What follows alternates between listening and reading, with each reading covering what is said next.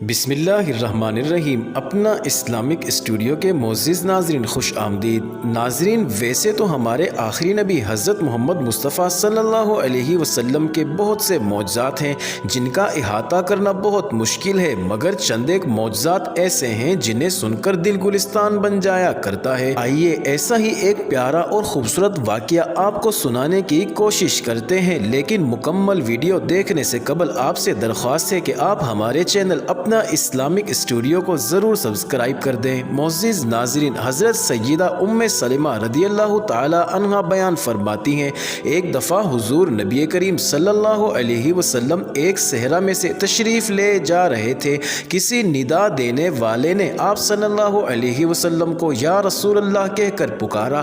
آپ صلی اللہ علیہ وسلم آواز کی طرف متوجہ ہوئے، لیکن آپ صلی اللہ علیہ وسلم کو سامنے کوئی نظر نہ آیا۔ آپ صلی اللہ علیہ وسلم نے دوبارہ غور سے دیکھا تو وہاں ایک ہرنی یعنی ہرن بندھی ہوئی تھی۔ اس نے عرض کیا، یا رسول اللہ صلی اللہ علیہ وسلم میرے نزدیک تشریف لائیے۔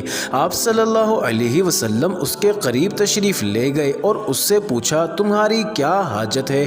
اس نے عرض کیا، اس پہاڑ پر میرے دو چھوٹے چھوٹے نومولود بچے ہیں، بس آپ مجھے آزاد کر دیجئے کہ میں جا کر انہیں دودھ پلا سکوں، پھر میں واپس لوٹ آؤں گی۔ آپ صلی اللہ علیہ وسلم نے پوچھا، کیا تم ایسا ہی کرو گی؟ اس نے عرض کیا، اگر میں ایسا نہ کروں تو اللہ تعالیٰ مجھے سخت عذاب دے۔ بس آپ صلی اللہ علیہ وسلم نے اسے آزاد کر دیا۔ وہ گئی، اس نے اپنے بچوں کو دودھ پلایا اور پھر واپس لوٹ آئی۔ آپ صلی اللہ علیہ وسلم نے اسے دوبارہ باندھ دیا۔